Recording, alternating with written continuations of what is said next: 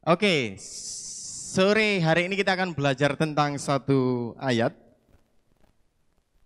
yang akan kita bedah secara pelan-pelan. Asik. Bisa ditayangkan? Kalian pasti tidak asing dengan ayat ini. Ayo, monggo. Hah? Apanya? Ya, ini ayat ini. Loh, kok dari ini mencolot-mencolot ya? Hah? Murad Marid itu berarti. Itunya beda. Roma 12 ayat 11. Roma 12. Saya tidak ada yang panggil ngambek saya nggawa Alkitab.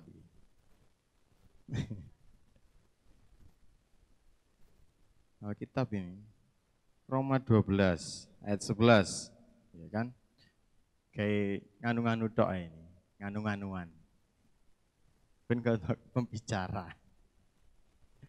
Ya, itu dikatakan janganlah hendaknya kerajinanmu kendor, tetap biarlah rohmu menyala-nyala dan layanilah Tuhan. Bisa diklik lagi. Ini terjemahan baru tahun 1970 nek gak salah. 79 baru muncul ini. Sebelumnya terjemahan lama gitu. Nah, sekarang kalau dalam terjemahan bahasa Indonesia masa kini dikatakan di situ bekerjalah dengan rajin. Jangan malas, bekerjalah untuk Tuhan dengan semangat dari Roh Allah. Gitu. Kalau dari versi yang firman Allah yang hidup, AYH bisa ditayangkan. Ya, di situ dikatakan janganlah saudara bermalas-malas dalam melakukan pekerjaan. Iko, nonton iko, jangan nonton aku, wajo niko. Nah, janganlah saudara bermalas-malas dalam melakukan pekerjaan. Melainkan layanilah Tuhan dengan giat. Gitu. Kenapa saya sampai mencantumkan 3 versi ayat, 2 versi ya. 3 versi, mulai dari bahasa Indonesia masa kini, kemudian firman Allah yang hidup. Firman Allah yang hidup, benar. Gitu. Kenapa? Biar gampang dimengerti. Biar lebih mudah dimengerti. Kita akan bahas dari yang digaris bawahi aja untuk sore hari ini. Janganlah hendaknya kerajinanmu kendor. Terus kemudian di situ bekerjalah dengan rajin, jangan malas. Kemudian di versi yang lain disebutkan, janganlah saudara bermalas-malas dalam melakukan pekerjaan. Kira-kira. Kira-kira. Artinya apa? Bisa ditayangkan? Nah, ya, iku wis tampilno kabeh. Nah, wis iku. Gitu. Nah, di situ dikatakan janganlah saudara bermalas-malas dan sebagainya itu dikatakan yang pertama kata janganlah, lah itu berarti suatu perintah. Iya toh? Lah itu berarti suatu perintah. Loh. Terus atau peringatan. Janganlah buang sampah pada tempatnya. Loh. Keliru. Janganlah makan pedes-pedes, itu berarti peringatan. Ojo dilanggar. Itu. Engko asam lambungmu naik gitu. Kata jangan itu suatu larangan. Istilahnya janganlah itu berarti gak oleh dilakoni gitu. Jadi kalau dikatakan di situ janganlah hendaknya kerajinanmu kendor, berarti ya rajino gitu. Gitu kan. Nah, kata kerajinan di situ adalah ketekunan, kesungguhan, kerajinan yang berhubungan dengan aktivitas atau tindakan yang baik yang pernah kita lakukan selama ini. Jadi istilahnya suatu aktivitas yang kalian kerjakan, yang pernah kalian kerjakan selama ini, itu jenenge kerajinan. Suatu aktivitas atau tindakan, ketekunan, kesungguhan dan sebagainya yang dikerjakan selama ini. Tentu dalam hal yang positif. Itu. Kemudian dikatakan lagi di situ kendor. Kendor itu aslinya lesu, lemas, malas, dan mundur. Gitu. Jadi kalau kalian bayangkan bahwa karet sing ditarik seret gitu, terus kemudian diculno. Nah, iya ngono. Wis koyo gak ono semangate. Nah, itu. Kira-kira dari hal ini saya ingin menyampaikan apa? Kalau kalian bisa menebak. Sudah ada ayatnya sudah saya sampaikan, saya jelaskan beberapa kata. Kira-kira gambarannya ada yang tahu? Saya mau menyampaikan tentang pelayanan. Ada yang lain? Bet, ojo ngantuk, Bet. Ada yang tahu? Tentang apa?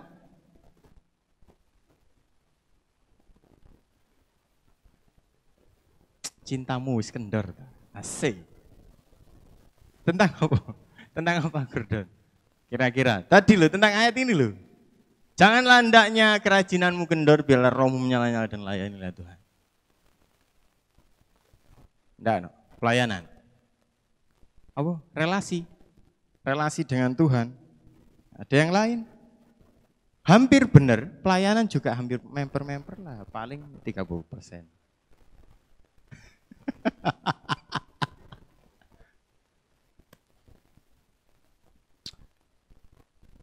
Iya, sore hari ini kita akan belajar sama-sama tentang, bisa ditayangkan? Jeng jeng jeng jeng. Iya. Be konsisten. Jadilah konsisten. Kalau dikatakan di situ janganlah hendaknya kerajinanmu kendor, berarti yo rajino terus. Kata rajin terus menerus yang dilakukan tadi itu, ketekunan, keuletan dan sebagainya. Berarti dilakukan dengan jangka waktu yang gak ono batasane. Istilahnya adalah konsis. Nah, gitu. Nah, sekarang pengertian konsisten itu apa? Konsisten. Konsisten itu tidak berubah-ubah. Dalam KBBI, konsisten itu tetap tidak berubah-ubah, selaras dan sesuai. Kata ini berasal dari bahasa Inggris, konsisten, yang berarti kokoh dan berdiri tegak. Untuk itu, konsisten dapat diartikan sebagai sikap dan perbuatan yang tidak berubah-ubah, selalu selaras. Bener enggak? Oke, aku ngaco gaya PPT ini keliru kan yo. Nanti kalian soalnya terlalu cilik di sini. Gitu. Nah, jadi kalau seseorang itu konsisten, berarti dia dengan mantap melakukan suatu hal yang baik secara terus-menerus. Ya nanti sinau ya konsisten, sekolah ya konsisten. Kalau pacaranku belum tentu konsisten. Gitu. Komitmen. Nah, sekarang problemnya adalah masalahnya adalah orang luar melihat anak muda itu biasanya gak konsisten hari ini. Bener gak sih?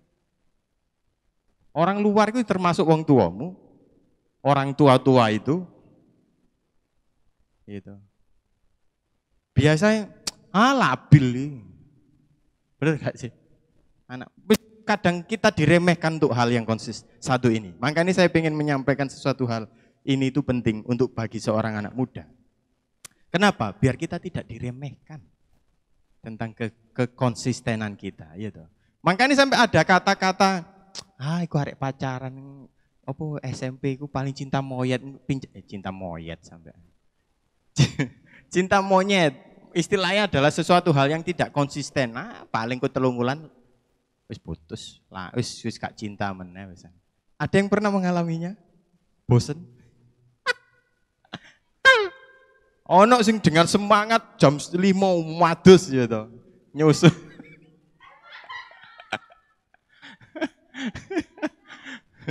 Dibela-belani. Tapi kalau kita sadari sekarang makanya iya aku biar kok labil kayak ngono ya. Apain aku sekonsisten itu ya. Tapi kemudian 1 tahun, 2 tahun, wis sar-sarasen lah. Makanya itu kenapa orang tua-tua itu melihat kita itu sebagai anak muda itu. Ini kayak gini. Wis. Ojo dikei tanggung jawab, gak konsisten ku arek si cilik iku. Kenapa itu yang terjadi dalam anak-anak muda? Makanya orang tua itu sering kali menyepelekan kita. Ya karena ini tadi, kurang konsisten. Alasannya apa sih? Alasannya apa? Dikatakan di situ, tulis di situ hangat-hangat tai ayam. Kotorane ayam itu, nek keluar tekok bokongnya, metu dah. Iku sih anget. Loh iya, tapi setelah itu langsung kayak kena angin wis. Jadi hangat-hangat tai ayam, tahu tak? Jadi kelakuanmu yo kayak sekarang mulai retreat, wah nyapu omae, wah memuji Tuhan, worship netan bendino, ibadah gak tahu telat, ya itu paling 2 minggu, 3 minggu. Nah, selebihnya melempem meneh. Nah, gak konsisten itu. Mengapa seperti itu?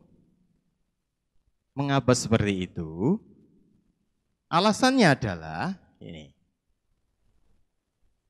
Kita seringkali menggunakan perasaan kita alias moody, gitu.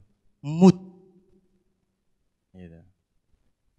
Gak cewek, gak cowok, arek itu sudah terbuktikan. Kata-kata mood gitu. Gak cewek, gak cowok, pasti moody. Contoh, kamu diajak main temenmu, ikilah apa itu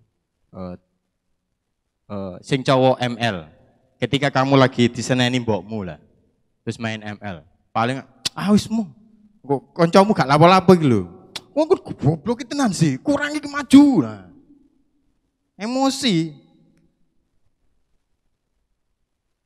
mood swingnya itu loh istilahnya moodmu itu moodinya apa sih bahasa mood itu ya apa ya jadi suasana hati itulah.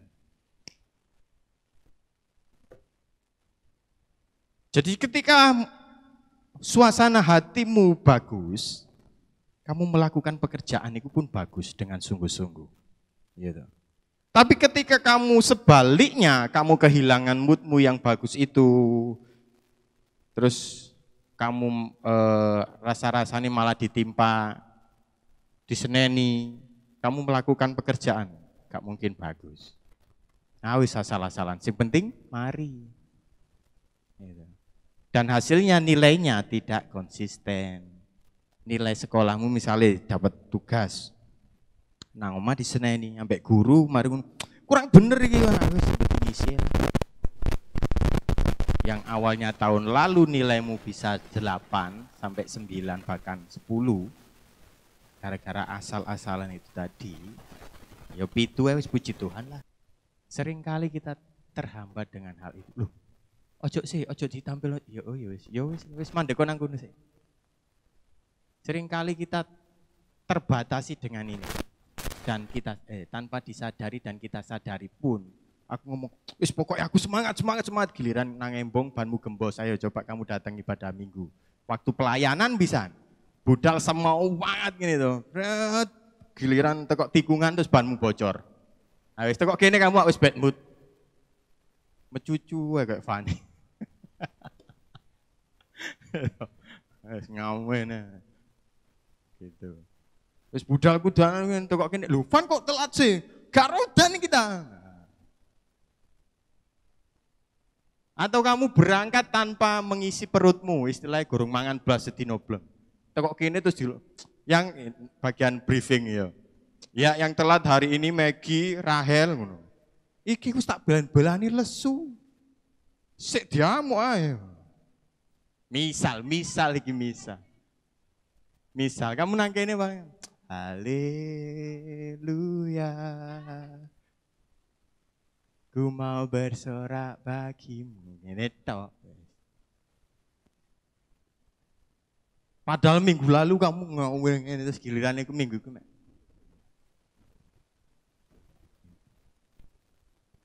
Iya.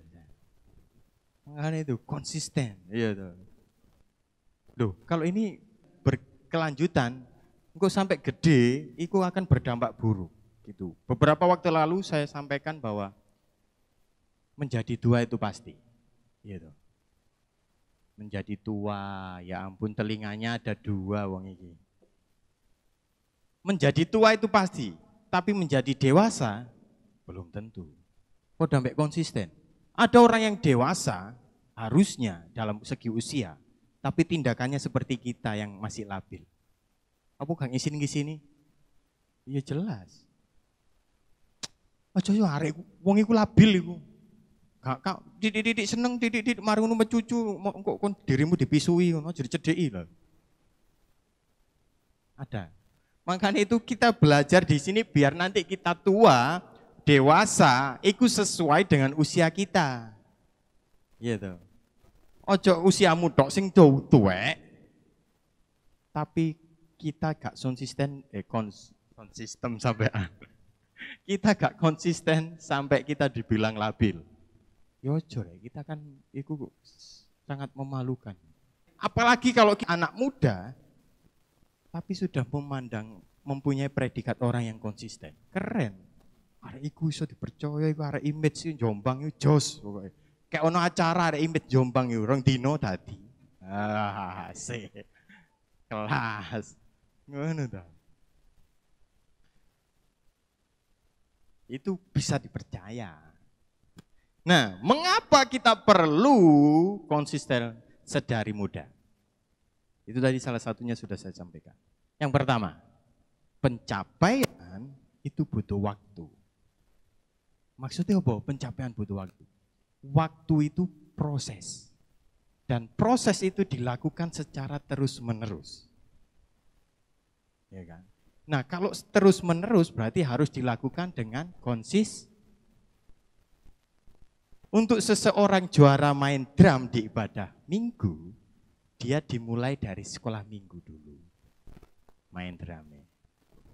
Salah Jonas. Salah ngomong. Gitu.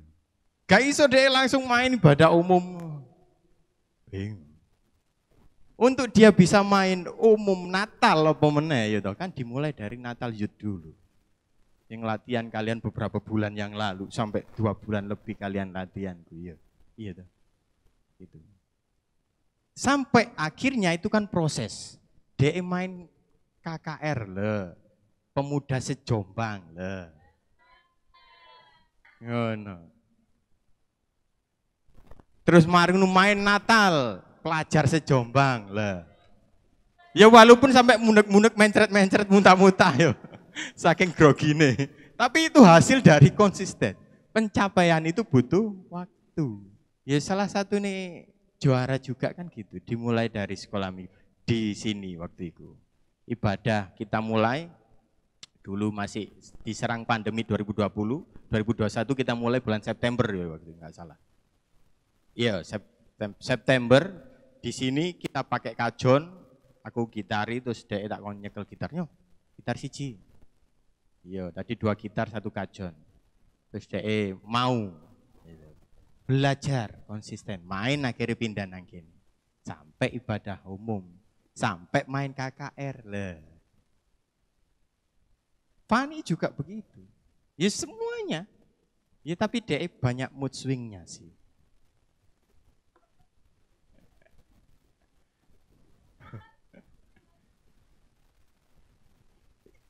Pencapaian itu butuh waktu.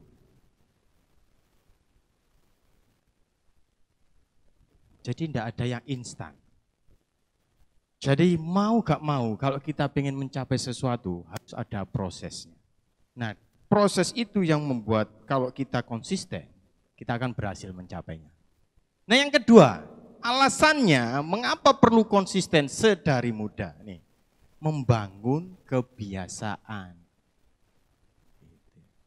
Dulu ada teman saya di kampus, DE memang iso gitaran, tapi DE pengen memperdalam klasik.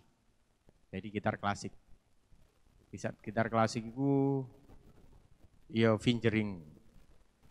Jadi tangan kiri, kananku jalan dua-duanya. Dan dia berkesempatan diajari oleh salah satu gitarisnya MDC Bandung. Jadi setiap malam gitu, dia mendirikan istilahnya membangunkan dirinya untuk biasa main gitar minimal 1 jam. Dan itu dilakukan terus-menerus. Sampai akhirnya tangan kiri dan kanan dia sinkron. Dan permainannya bagus. Itu kebiasaan. Dia mengambil waktu 1 hari sebelum tidur 1 jam. Nah, itu contoh. Kalau kita pengen konsisten sedari muda, gitu,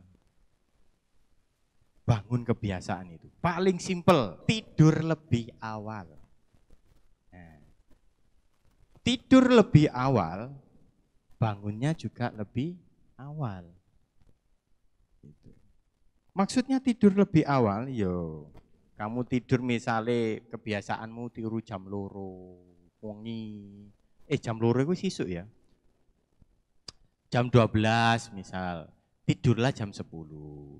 Nanti kamu bangun jam 6 atau jam 5 pagi, itu keadaan tubuhmu segar, fresh. Gitu.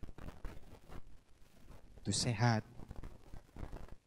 Mulai dari hal yang sederhana dulu, membangun kebiasaan yang konsisten dilakukan. Contoh, kalau mau kamu sarapan pagi ini jam 8, mulai terus jam 8.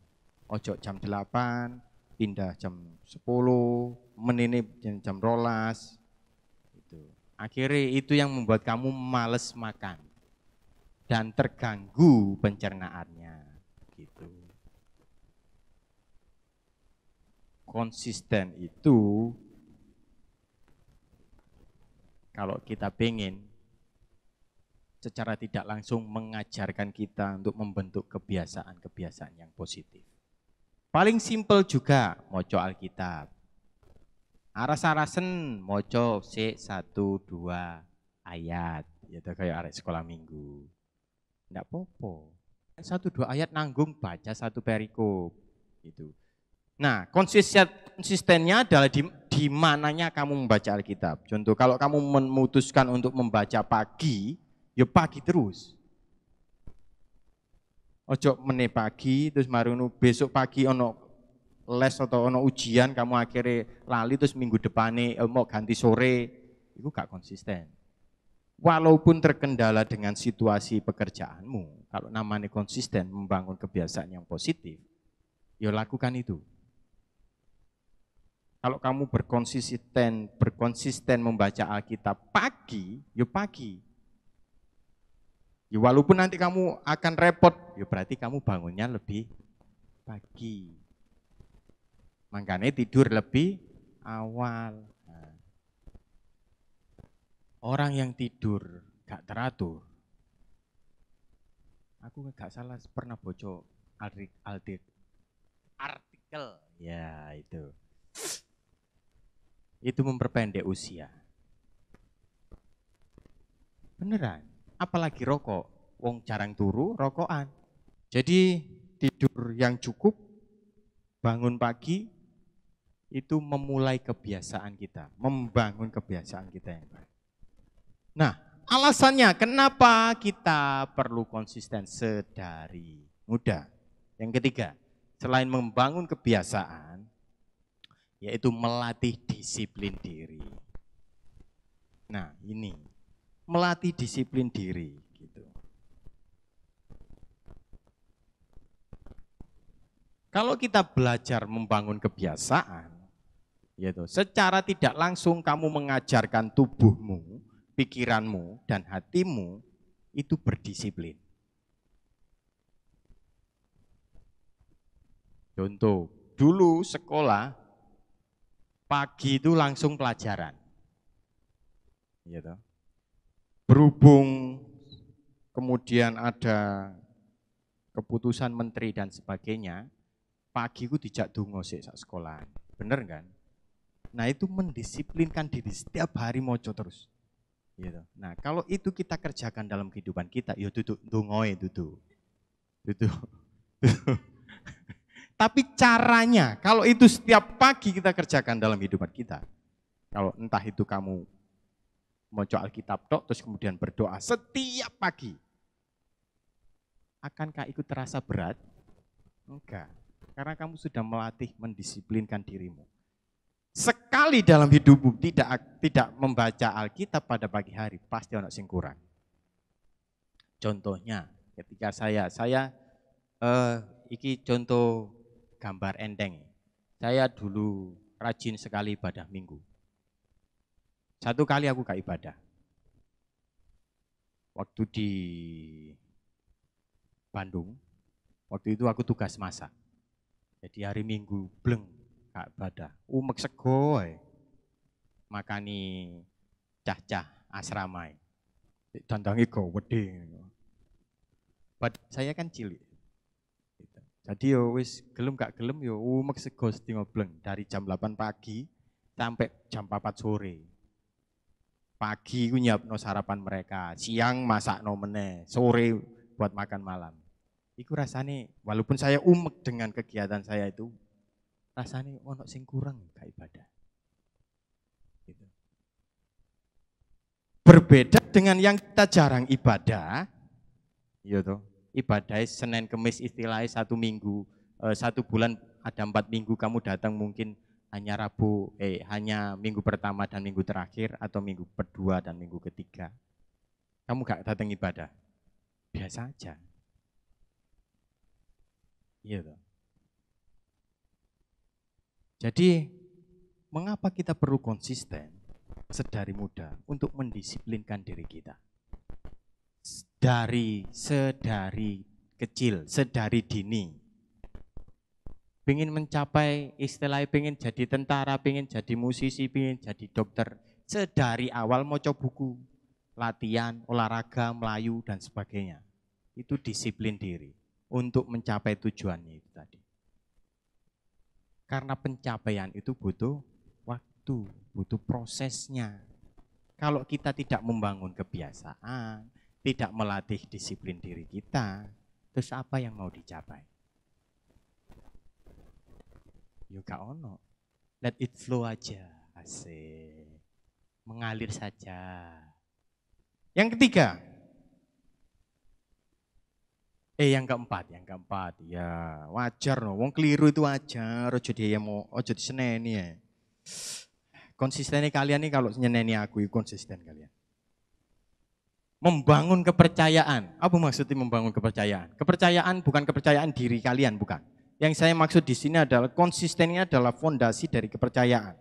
Ketika kita konsisten dalam kata tindak dan tindakan, orang lain melihat kita. Nah, seseorang yang konsisten biasanya akan lebih dipandang daripada orang yang labil. Nah, dalam sebuah relasi konsisten diperlukan.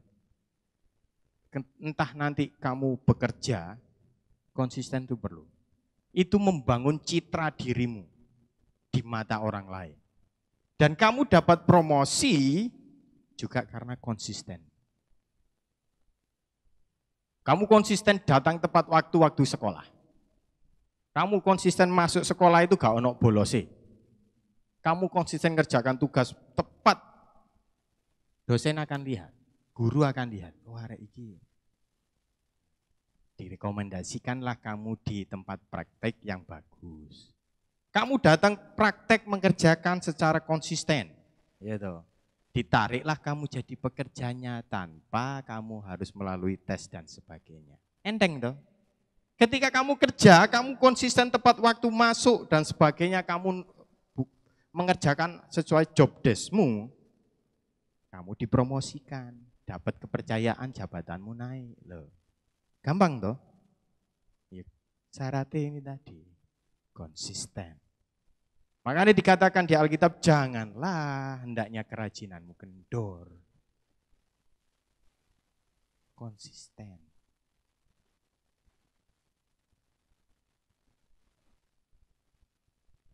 Sekarang dengan cepat saya sampaikan dalam hal apa aja kita perlu konsisten. Wes suwe olehku ngomong. Ayo, monggo. Yang pertama, dalam hal apa kita perlu konsisten? Dalam hal iman. Iman itu ada dua. Yang pertama, monggo, iman yang menyelamatkan. Yaitu tentang keimananmu. Istilahnya sekali Yesus tetap Yesus. Itu harus konsisten. Itu. Yang kedua, ini cepat aja karena saya yakin dan percaya kalian sudah tahu. Nah, yang kedua ini yang saya jelaskan sedikit lebih banyak. Iman kepada firman-Nya, gitu. Iman kepada firman-Nya itu maksudnya apa? Iman kepada nilai-nilai yang Tuhan berikan. Contoh, dalam keluarga kamu sebagai anak, disertakan di situ, taatilah orang tuamu. Sebab itu yang indah di dalam Tuhan. Kalau pengen panjang umurmu, taatilah orang tuamu. Wakeh. Kemudian dalam pertemanan, pergaulan sebagai seorang Kristen, pergaulan yang buruk merusak kebiasaan yang baik. Itu dalam pergaulan. Banyak. Dalam pekerjaan, ini tadi salah satunya. Janganlah kerajaanmu kendor dan sebagainya. Dikatakan kalau dalam pekerjaan itu orang yang gak mau menggerakkan tangan atau orang yang malas, jangan ia makan. Dalam Amsal gua kita harus konsisten dengan hal-hal itu. Kemudian dalam kerohanian, ibadah, melayani pekerjaan Tuhan, konsisten. Kalau dikatakan janganlah hendaknya kamu menjauhi pertemuan-pertemuan ibadah, ya berarti datang ibadah. Apalagi kalau sampai kita diberi kepercayaan oleh Tuhan melayani, ya lakukan yang terbaik sesuai dengan jadwal, konsisten. Konsisten. Itu. Di dalam pergaulan memilih pasangan hidup, konsisten.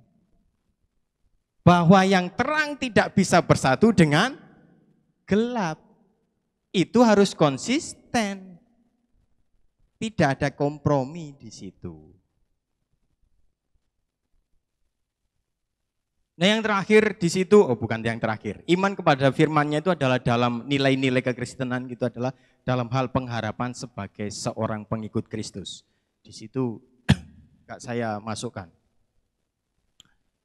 Dalam 1 Korintus 5 ayat 7 dikatakan bahwa hidup kami ini adalah hidup karena percaya, bukan karena melihat. Jadi konsisten, percaya bahwa Yesus akan istilahnya apa? Memberikan kamu jalan. Gitu. Apapun yang kamu hadapi, ojo sampai melayu nang dukun. Gitu. Ojo sampai nang miras.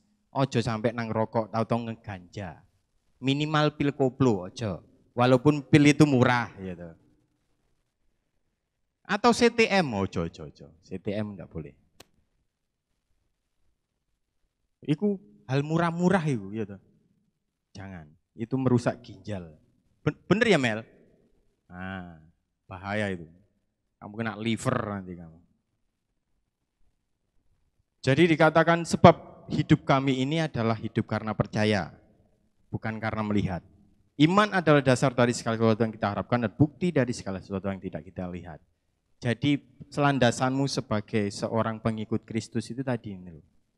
Konsisten dalam hal iman. Percaya bahwa Tuhan sanggup melakukan segala sesuatu yang memberikan kamu jalan keluar. Terus jadi gak ono lihat-liane. Itu tadi, itu ya. Nah, yang kedua, konsisten dalam hal apa? Sik suwi, 5 menit lagi tapi tak cepet no. Konsisten dalam hal kasih. Nah, ini. Matius 22 ayat 37 sampai 40. Tak bacakan aja biar cepat. Jawab Yesus kepadanya, kasihlah Tuhan Allahmu dengan segenap hatimu dan dengan segenap jiwamu dan dengan segenap akal budimu. Itulah hukum yang terutama dan pertama. Dan hukum yang kedua yang sama dengan itu ialah kasihlah sesamamu manusia seperti dirimu sendiri. Pada kedua hukum inilah tergantung seluruh hukum Taurat dan kitab para nabi.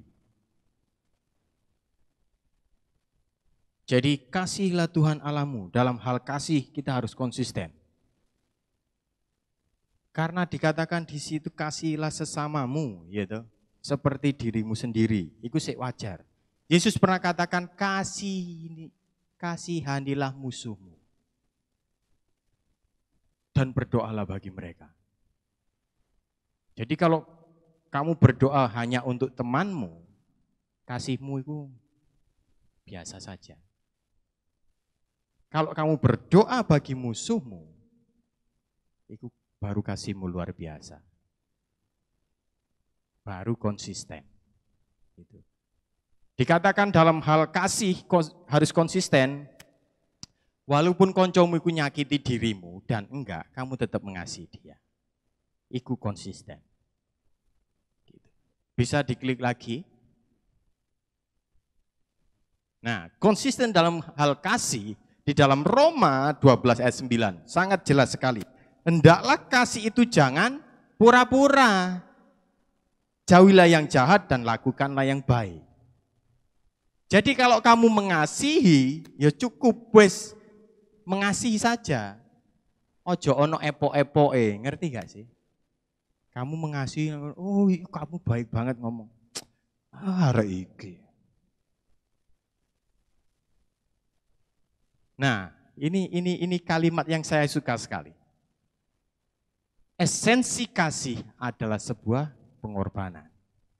Kasih tidak membutuhkan alasan. Bisa diklik sekali lagi. Nah, kasih adalah sebuah keputusan. Maksudnya adalah entah koncomu apik, entah koncomu jahati kamu, entah koncomu mengecewakanmu, itu tidak merubah esensi dari kasih. Iya. Kasih gak butuh alasan. Kenapa kamu mengasihi aku? Karena kamu cantik, oh berarti itu bukan kasih. Karena kamu perhatian, nanti kalau ada yang lain lebih perhatian, kasihnya bisa hilang. Kasih gak butuh alasan. Terlebih lagi kasih itu adalah keputusan. Jadi bagaimanapun dia menyakitimu, kalau kamu sudah berkomitmen, berteman dengan dia, kamu tetap mengasihi dia. Karena sebuah keputusan, bukan sebuah perasaan. Oke ya, kasih itu sebuah keputusan, bukan sebuah perasaan. Nanti terlebih lanjut kalian akan tahu kalau kamu sudah menjalin hubungan dengan seseorang yang spesial. Bahwa kasih itu sebuah keputusan, bukan sebuah perasaan. Kenapa? Ketika kamu bilang aku mengasihimu dengan kasih Kristus, asik, iya dah. Berarti kamu sudah memutuskan kasihnya, memutuskan memberi kasih kepada dia. Karena itu saya katakan kasih itu keputusan, bukan sebuah perasaan. Kalau perasaan bisa datang dan pergi, karena dorongan dari luar, ya toh. Kena omongan hari iku, tiba ngopi lan di kayak no kelambiku, ayo loro hatiku aku, didolet-dolet no kancane. Nah, wah aku gak ngesak, boleh gak mengasihi dia belas aku. Itu perasaan. Bagaimanapun bentuk rupa temanmu, kalau kamu mengasihi, bagaimanapun bentuk kelakuannya temanmu, kalau kamu mengasihi, kasih saja. Karena itu sebuah keputusan. Gitu. Yang terakhir, konsisten dalam hal apa? Dalam hal berbuat baik. Dalam hal perbuatan baik. Yakobus 2, ini cepet ki aku 5 menit Yohan, 5 menit. Yakobus 2, bisa ditampilkan aja semua ayatnya. Biar kita cepat, soalnya waktu itu Megi ya. Sebab seperti tubuh tanpa roh adalah mati, demikian jugalah iman tanpa perbuatan adalah mati. Jadi kamu mengasihi, kamu istilahnya beriman, tapi kalau tidak perbuatan nih, gitu. Kak airport.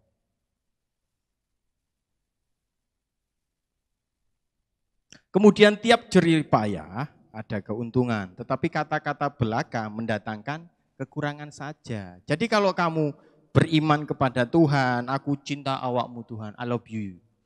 Wah, I love you Lord, wah, asik gitu. Pokoknya sekali Yesus tetap Yesus. Tapi ngomong tok, ibadah jarang, mau Alkitab jarang, diajak pelayananmu, apa gak pengen gemplang sih coba, ayo. Tapi dungo I love you Lord, ayo ditapuk Tuhan itu. Gitu. Paduan suara tak berasa. Gitu. Makanya itu dalam setiap jerih payah atau perbuatan yang kita lakukan secara konsisten mendatangkan keuntungan di situ. Perbuatan baik. Dalam pengkhotbah lebih jelas lagi. Segala sesuatu yang dijumpai tanganmu untuk dikerjakan, istilahnya tanggung jawabmu sebagai student, asik bahasa student, sebagai anak, sebagai jemaat Tuhan, kerjakanlah itu sekuat tenaga, karena tidak ada pekerjaan pertimbangan pengetahuan di dunia orang mati. Istilahnya selama kamu urip, ketika kamu dikasih tanggung jawab sebagai anak, sebagai pekerja atau sebagai murid, lakukan dengan segenap tenaga kita. Karena kalau mati, kita gak bisa ngelakuin apa-apa. Itu istilahnya. Bahasanya seperti itu. Jadi akhir kata, yo monggo, ayo. Nah, ini ada yang tahu?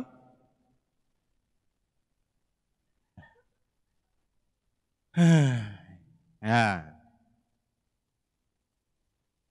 Akhir kata, jangan seorang pun menganggap engkau rendah karena engkau muda. Ben gak dianggap rendah karena kita muda tadi, yuk hidupmu konsisten. Gitu. Jadilah teladan bagi orang-orang percaya dalam perkataan, dalam tingkah laku perbuatan baik tadi, di dalam kasih, kesetiaan dan kesucianmu, tentang keimananmu. Wis, kalau kita konsisten, orang akan menganggap kita itu orang yang bervalue. Tahu tuh, bervalue, ono bernilai. Iya. Semurat marit apapun bentuknya, kalau berlian itu tetap berlian. Benar gak sih? Gitu. Seditaruh tempat manapun, kalau itu mutiara, tetap namanya mutiara. Nah, demikian juga kita. Gitu. Sebagaimanapun keadaan kita, kalau kita konsisten, orang akan lihat, wong iki bernilai. Just. Duduk terus dibayar. Piro? 50. Oh. Waktu ngono duduk. Yuk. Kita berdoa bersama-sama. Tuh, pengen lanjut tak?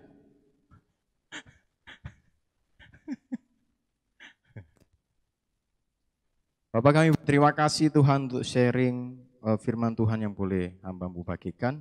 Biarlah firman ini boleh tertanam dalam setiap hati anak-Mu. Terlebih lagi Tuhan mereka boleh hidup konsisten sesuai dengan kehendak-Mu dan mengikuti nilai-nilai yang Kau berikan pada setiap kami. Terima kasih. Dalam nama Yesus berdoa. Haleluya. Amin.